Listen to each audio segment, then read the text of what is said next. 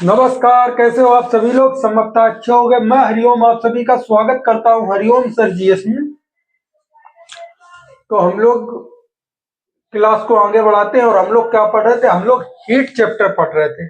हम लोग UPTT junior primary के लिए साइंस में हीट चैप्टर पढ़ रहे थे। हम लोग क्या पढ़ रहे थे, हीट चैप्टर। हीट चैप्टर में हम लोग क्या पढ़ेंगे, अवस्था परिवर्तन। हीट चैप्टर में हम लोग क्या पढ़ेंगे, अवस्था परिवर्तन। और ये हमारी संभवतः लास्ट क्लास होगी हीट चैप्टर की।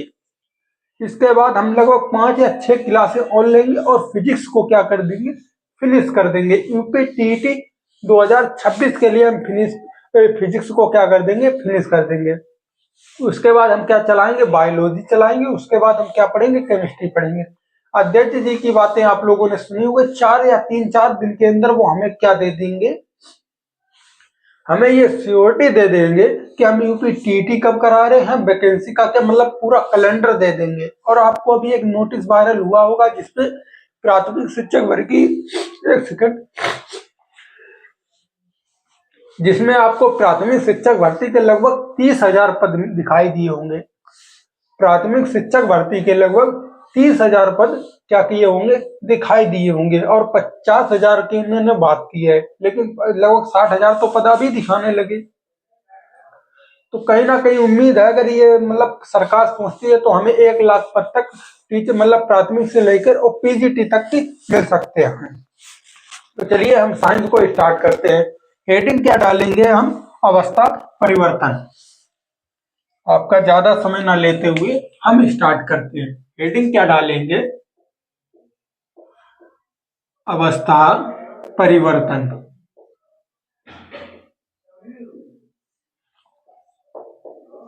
अवस्था परिवर्तन। अवस्था परिवर्तन, पदार्थ की मुख्य 3 अवस्थाएं होती है। पदार्थ की कितनी अवस्थाएं होती है, 3 अवस्थाएं होती है। उसी में क्या करेंगे हम, परिवर्तन देखेंगे। ठोस, द्रव, गैस में। ठोस,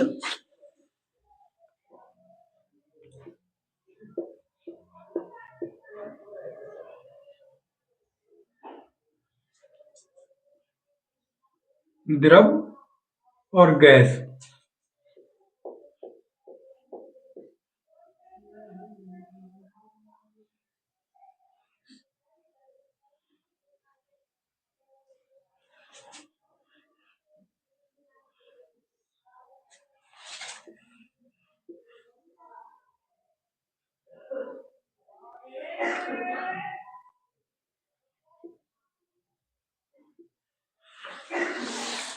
ठोस, द्रव, गैस, अवस्था परिवर्तन। हमने क्या बताया, पदार्थ की मुख्य 3 अवस्थाएं होती हैं। पदार्थ की कितनी अवस्थाएं होती हैं, 3 अवस्थाएं होती हैं। ठोस से अगर हम द्रव में जाएंगे तो क्या करना पड़ेगा, गलन, गलन या मिंटिंग करना पड़ेगा। ये पॉइंट लगभग आप लोग याद कर लीजिए, 1 लाइनर में। ये यहाँ से लगभग 1 या 2 क्वेश्चन यूपीटीटी में जरूर बनते हैं। 1 या 2 क्वेश्चन यहाँ से यूपीटीटी में जरूर बनते हैं। हम पूरा अवस्था परिवर्तन यहाँ पर करा देंगे और बहुत विधिवत कराएंगे। ठोस से द्रव परिवर्तन के लिए क्या करते हैं, गलन करते हैं। गलन कौन सी प्रक्रिया होती है, गलन यानी कि मेल्टिंग। और द्रव से जब गैस में परिवर्तित होते हैं तो क्या होता है, वाष्पन होता है। ठोस से द्रव में गलन।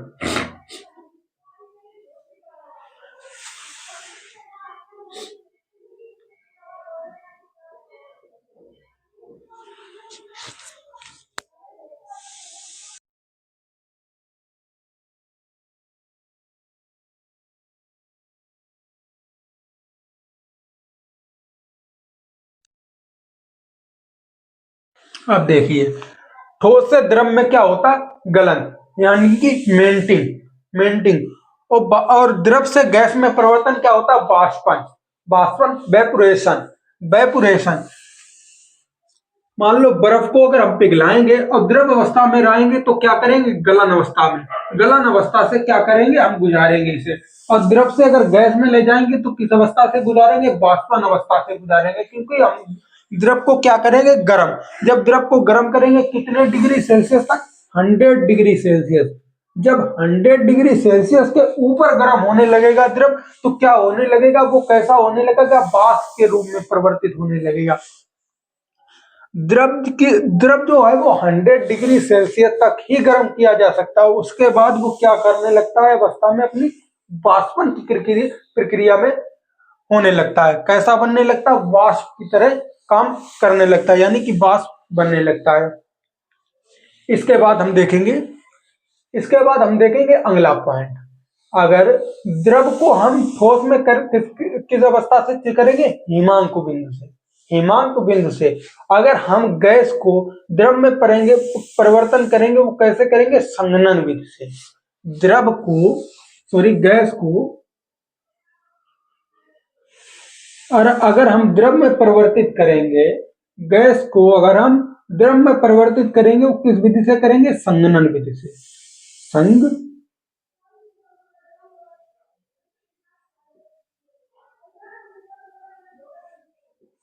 विधि।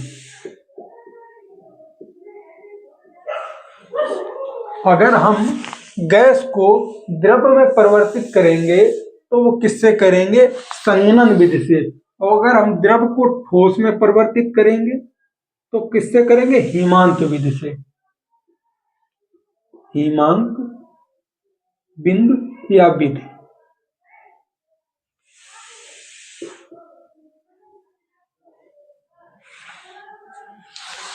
हमने क्या बताया, ठोस को अगर हम द्रव में परिवर्तित करेंगे तो किस विधि से करेंगे, गलन विधि से। किस विधि से करेंगे, गलन विधि से, मेल्टिंग से। और अगर हम द्रव को गैस में परिवर्तित करेंगे तो किस विधि से करेंगे, वेपोरेशन या बाष्पन विधि से। गैस को अगर हम द्रव में परिवर्तित करेंगे तो किस विधि से करेंगे, संघनन विधि को। अगर द्रव को ठोस में परिवर्तित करेंगे तो हिमांक बिंदु या हिमांक विधि से करेंगे। किससे करेंगे, हिमांक विधि या हिमांक बिंदु से।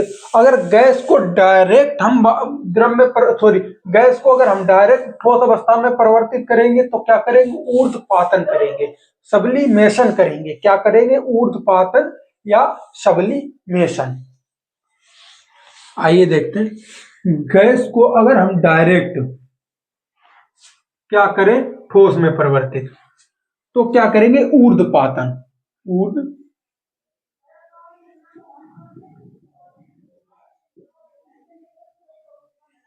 या सब्लिमेशन। अच्छा, गैस को डायरेक्ट ठोस में परिवर्तित किस विधि से करते हैं, ऊर्ध्वपातन विधि से। जैसे, अच्छा एग्जाम्पल देख लीजिए, जैसे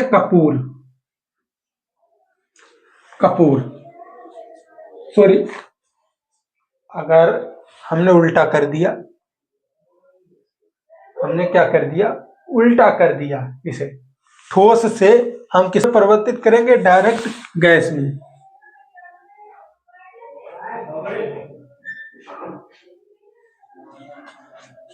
ठोस से हम डायरेक्ट गैस में परिवर्तित करेंगे तो क्या करेंगे, ऊर्ध्वपातन करेंगे। क्या करेंगे, ऊर्ध्वपातन करेंगे। जैसे कपूर को हम कपूर कैसा होता है, ठोस होता है। इसे हम जलाते हैं, वो किसमें परिवर्तित हो जाता है, कपूर किसमें परिवर्तित हो जाता है, सीधे गैस में या वायुमंडल में क्या कर जाता है, मिल जाता है। उसके बाद क्या होगा, आयोडीन। उसके बाद अगला पॉइंट क्या होगा, आयोडीन।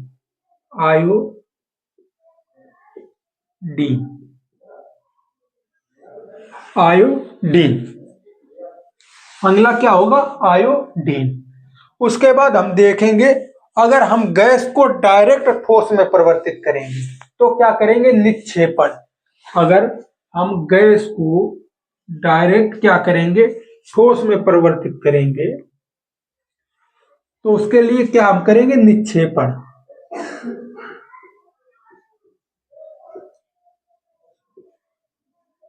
आप लोगों को ये दिख रहा होगा, एक बार हम पॉइंट देख लेते हैं। जी दिख रहा है। इसके लिए हम क्या करेंगे, निक्षेपण। अगर हम गैस को डायरेक्ट ठोस में परिवर्तित करेंगे तो क्या करेंगे, उसके लिए हम निक्षेपण। क्या करेंगे, निक्षेपण। अच्छा, ठोस से जो द्रव में जाता है उसे क्या कहते हैं? गलन बिंदु कहते हैं। क्या कहते हैं? गलन बिंदु। गलन बिंदु।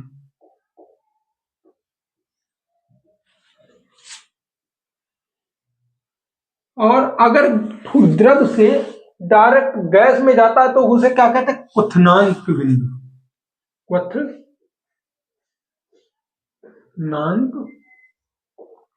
बिंदु। ये पॉइंट आप लोगों को दिमाग में डालने की जरूरत है, क्योंकि यहां से आपको ये कंफर्म है, यूपीटीटी और सीटेट में, सीटेट में एक क्वेश्चन और यूपीटीटी में 2 क्वेश्चन आपको जरूर मिलेंगे। इन पॉइंट से 2 क्वेश्चन आपको जरूर मिलेंगे। और यहाँ पर जो ये एग्जाम्पल दिए गए इसको आपको जरूर याद करना है। इसके बाद हम इसमें 1-2 और लिखा देते हैं एग्जाम्पल, जैसे नेफ्थलीन और आयोडीन। नेफ्थलीन,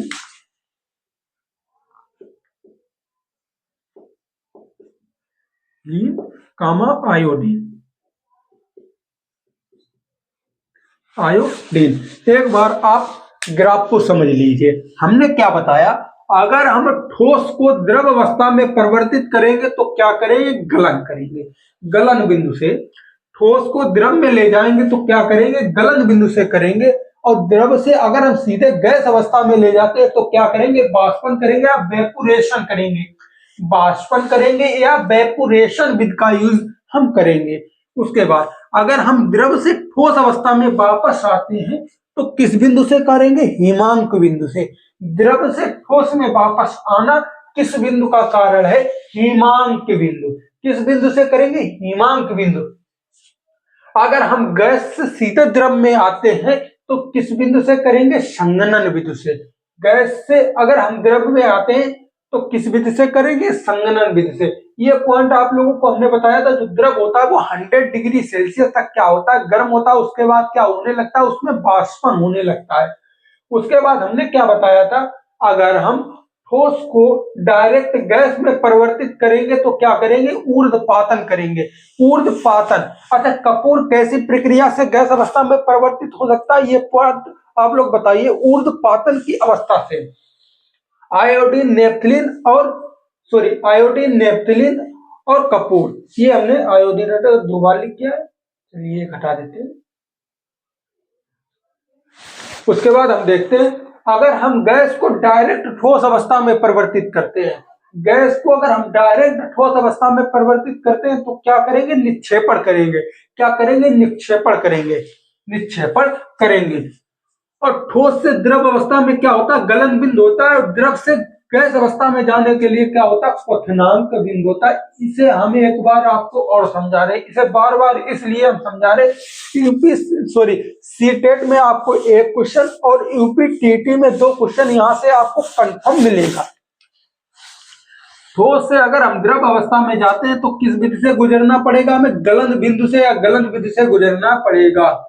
द्रव से अगर हम गैस अवस्था में जाते हैं तो क्या होगा? वाष्पन होगा या क्वथनांक बिंदु से हमें क्या करना पड़ेगा? गुजरना पड़ेगा। उसके बाद देखिए, अगर हम ठोस को सीधे डायरेक्ट गैस में परिवर्तित करेंगे तो क्या होगा? उसके ऊर्ध्वपातन। क्या होगा? ऊर्ध्वपातन। अगर ठोस को सीधे गैस में परिवर्तित करेंगे तो क्या होगा? ऊर्ध्वपातन होगा। एग्जाम्पल क्या हमने बताया? कपूर बताया, आयोडीन बताया, नेफ्थलीन बताया। अगर गैस को डायरेक्ट हम ठोस अवस्था में परिवर्तित करते हैं, गैस को डायरेक्ट अगर हम ठोस अवस्था में परिवर्तित करते हैं तो क्या करेंगे? निक्षेपण करेंगे। क्या करेंगे? निक्षेपण करेंगे। अगर ठोस को द्रव अवस्था में किस बिंदु से जाना पड़ेगा? गलन बिंदु से जाना पड़ेगा। द्रव से अगर गैस अवस्था में जाना पड़ेगा, क्वथनांक बिंदु से जाना पड़ेगा। किससे होकर जाना पड़ेगा? क्वथनांक बिंदु से होकर जाना पड़ेगा। ये आपको समझ आ गया होगा। आप लोग लिख लीजिए या स्क्रीनशॉट ले लीजिए। इसके बाद हम चलते हैं आगे। परम शून्य तापमान हम इसके बाद पढ़ेंगे। चलिए आगे देखते हैं। इसके बाद हम हेडिंग क्या डालेंगे? परम शून्य तापमान।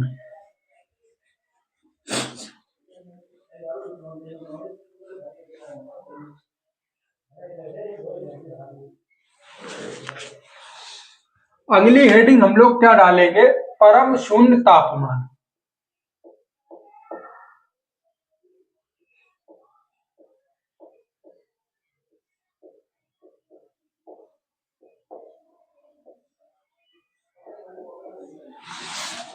अगला हम पॉइंट क्या पढ़ेंगे, परम शून्य तापमान। आइए परम शून्य तापमान समझ लीजिए आप लोग। न्यूनतम संभव तापमान, न्यूनतम संभव तापमान को क्या कहते हैं, परम शून्य तापमान कहते हैं। न्यूनतम संभव तापमान क्या कहलाता है, परम शून्य तापमान। लिख लीजिए, न्यूनतम संभव तापमान, न्यूनतम संभव तापमान क्या कहलाता है, परम शून्य तापमान कहलाता है। परम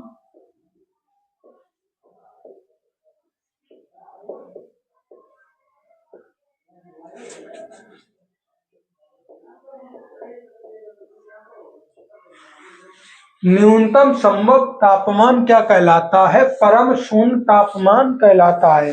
अच्छा, न्यूनतम संभव तापमान होता कितना है, -273 डिग्री सेल्सियस, -273 डिग्री सेल्सियस। ये क्या है, न्यूनतम परम शून्य तापमान, या 0 डिग्री केल्विन, सॉरी 0 केल्विन या 0 केल्विन। सीधे लिखिए, 273 डिग्री सेल्सियस बराबर 0 केल्विन। ये क्या है, परम शून्य तापमान। ये क्या है, परम शून्य तापमान। केल्विन के का मान कब और ऋणात्मक नहीं हो सकता, केल्विन के का मान कभी क्या नहीं हो सकता, ऋणात्मक नहीं हो सकता। ये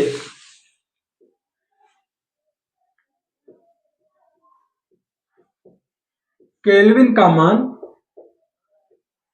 कभी ऋणात्मक नहीं हो सकता।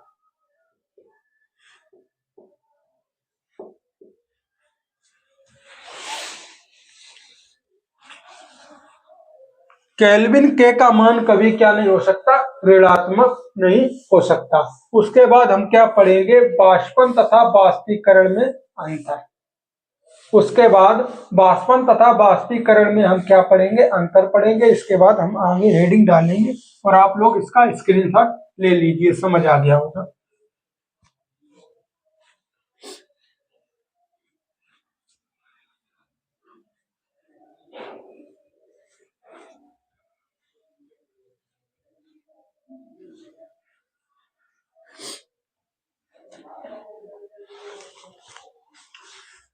चलिए अगली हेडिंग डालेंगे हम लोग, बाष्पन तथा बाष्पीकरण में अंतर।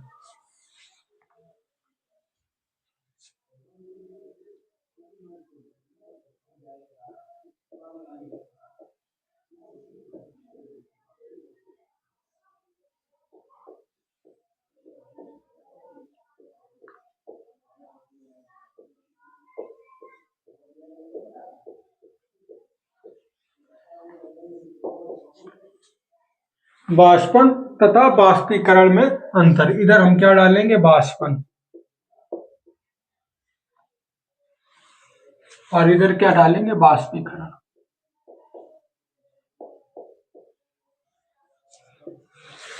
बाष्पन यह एक निश्चित तापमान पर क्या होता है, घटित होने वाली प्रक्रिया है। बाष्पन कैसी है, निश्चित तापमान पर घटित होने वाली प्रक्रिया है। यह कैसी है, निश्चित।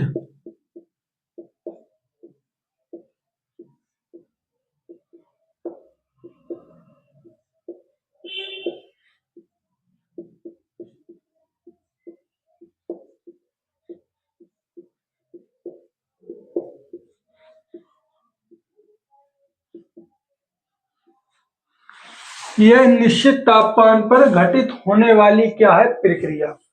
और जो बाष्पीकरण है बढ़ते तापमान पर, यह बढ़ते तापमान पर घटित होने वाली क्या है, प्रक्रिया। बढ़ते तापमान पर घटित होने वाली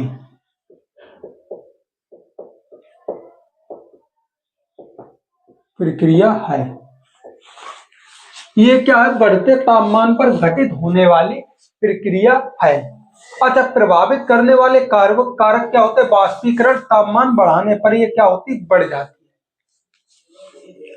अच्छा, जो बाष्पीकरण होता है ये तापमान बढ़ाने पर क्या होता है? बढ़ जाता है। हवा के बढ़ने पर क्या होता है? बढ़ जाता है। बाष्पीकरण आर्द्रता के व्युत्क्रम होता है। ये कैसा होता है? बाष्पीकरण आर्द्रता के व्युत्क्रम होता है। बाष्पीकरण आर्द्रता के व्युत्क्रम होता है। बाष्पीकरण में आपको ज्यादा समझाना ही नहीं है, क्योंकि आपको बाष्पीकरण का तो मतलब हमें बचपन से ही ज्ञान होता है। ये कैसे होती है? तापमान बढ़ाने पर बाष्पीकरण क्या होता है? बढ़ जाता है। तापमान बढ़ाने पर बाष्पीकरण बढ़ जाता है। अगर हवा बढ़ने पर क्या होगा? बाष्पीकरण बढ़ जाएगा। और ये किसके व्युत्क्रम होता है? और ये आर्द्रता के क्या होता है? व्युत्क्रम होता है। बाष्पीकरण जो होता है वो आर्द्रता के क्या होता है? व्युत्क्रम होता है। या क्या होता है? आर्द्रता के बढ़ाने पर क्या हो जाता है? ये बढ़ जाता है। उसके बाद अगली हेडिंग हम डालेंगे बाष्पीकरण के उदाहरण। अगली हेडिंग हम क्या डालेंगे? बाष्पीकरण के उदाहरण। चलिए आगे चलते हैं। इसके बाद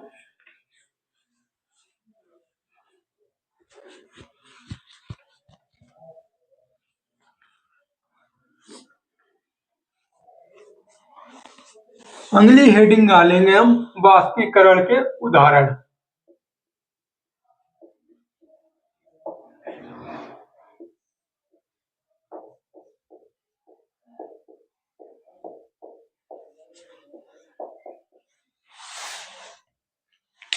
बाष्पीकरण के उदाहरण। उदाहरण देखिए, तालाब का सूखना क्या है? बाष्पीकरण। पहला उदाहरण,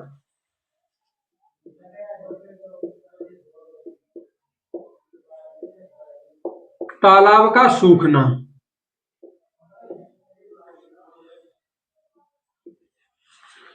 तालाब का सूखना। दूसरा, पसीने का सूखना।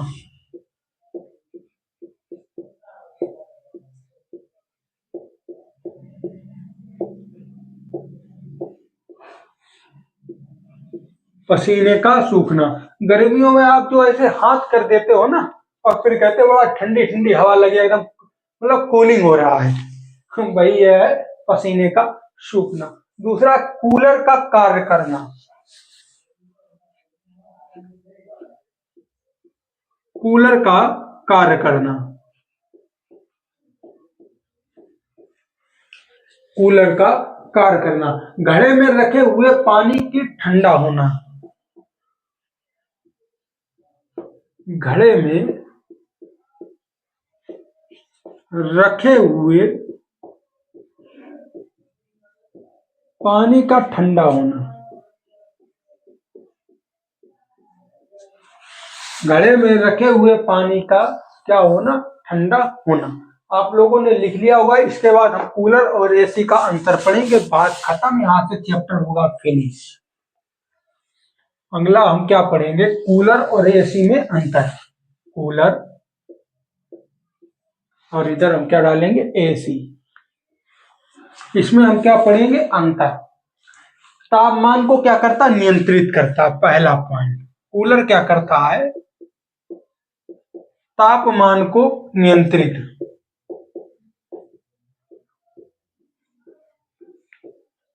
करता है। और एसी का काम भी होता है तापमान को नियंत्रित करना। इन दोनों में सिर्फ एक अंतर होता है। दूसरा, हवा को नियंत्रित करना। हवा को नियंत्रित करना। इस एसी का भी काम होता है हवा को नियंत्रित करना। हवा को नियंत्रित करना। बस एक चीज होता है, ये हवा में आर्द्रता या नमी को क्या करता? बढ़ा देता है। कूलर क्या करता है? तीसरा पॉइंट, हवा में आर्द्रता या नमी को क्या कर देता है? बढ़ा देता है। बढ़ा देता। नमी को क्या कर देता? बढ़ा देता। और ये क्या कर देती? आर्द्रता या नमी सोख लेती, सोख लेती। केवल एसी और कूलर में केवल इतना ही डिफरेंट है। एसी क्या करती है? आर्द्रता या नमी को क्या कर लेती? सोख लेती है। हमारे शरीर से नमी को क्या कर लेती है? एसी सोख लेती है। और वहीं कूलर क्या करता है? कूलर आर्द्रता या नमी को क्या करता? बढ़ा देता है। लेकिन आपको एक बात बताएं, एसी की अपेक्षा कूलर शरीर के लिए ज्यादा लाभदायक है। एसी की अपेक्षा कूलर शरीर के लिए ज्यादा लाभदायक है। और हम क्लास को यही क्या करते हैं? फिनिश करते हैं। और क्लास को हम यहाँ कहते हैं समाप्त। और जिन लोगों ने चैनल को सब्सक्राइब नहीं किया, जरूर सब्सक्राइब कर लें, जिससे आपको कंटिन्यू क्लास मिलती रहेंगी। और हम शाम को आपको सीटेट का प्रैक्टिस सेट प्रीवियस ईयर के जितने भी क्वेश्चन हैं मतलब हम कराएंगे आपको। और शाम को साथ में हम मतलब सीडीपी की और साइंस की थ्योरी भी कराएंगे, सीटेट की, और वो हम कराएंगे पीडीएफ के थ्रू। तो हम क्लास को यहीं रोकते हैं, ज्यादा लंबी क्लास नहीं करते हैं। धन्यवाद।